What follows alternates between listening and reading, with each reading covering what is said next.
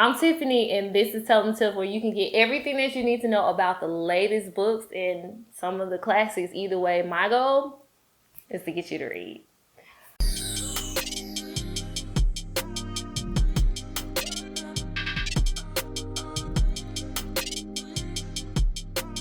All right, so we got a book, and this book is called Black Enough, Stories of Being Young and Black in America, and it's edited by E.B. Zoboy. And what I absolutely love about this book, well, first off, I don't feel like this book got the love that it should have gotten when it came out the first time. So that's why I wanted to highlight this book. And there are a plethora of authors. And so this is a book that is comprised of short stories.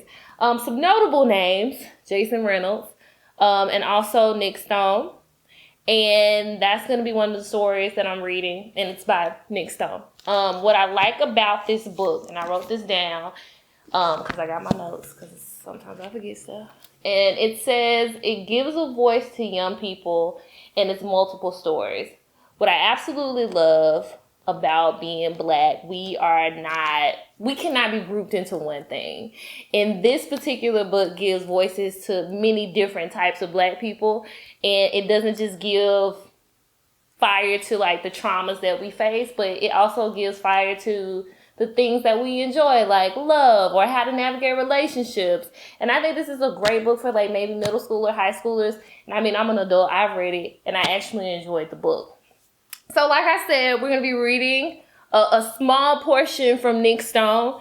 And what I do like about the book, in the back of it, they have short little blurbs of all of the authors. And I'm just going to read just a little bit about Nick Stone. She is mostly, one of the books that I read from her is Dear Martin, which was an amazing book. She graduated from Spelman. So shout out to Spelman at HBCU.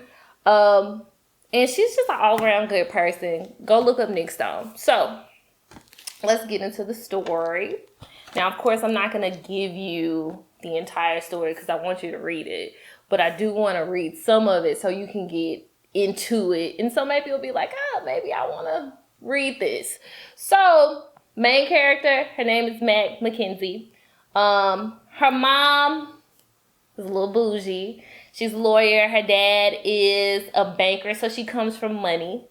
And she always tells her daughter, stay away from this place called Starlight because they're like ghetto people there.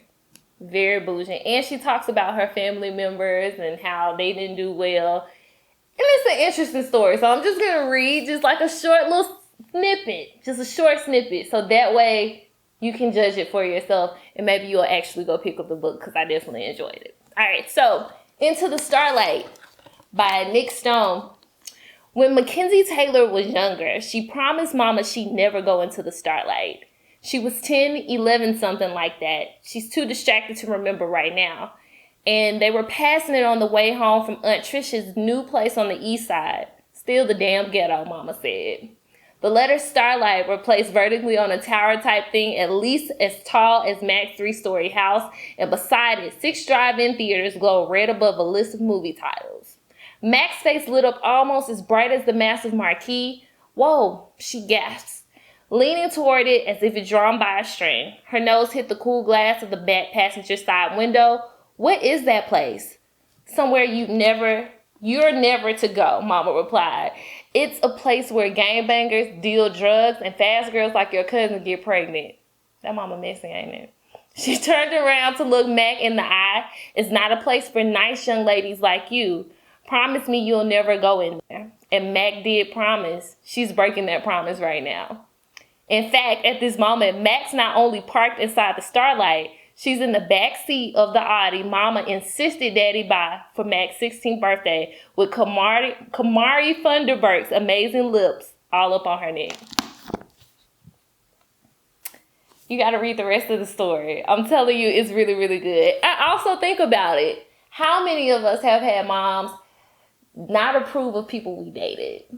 This is a story about that, and I think that you're going to be very interested. And like I said, this is not the only story. So if that story ended like that, think about the other stories that are in the book. I think that you need to go pick up Black Enough. I definitely approve of this. I hope you read it. All right, so If you like this video, what I need you to do is first like, then I need you to share it, and then subscribe it, okay? You need to read something. All right, y'all. Have a good one.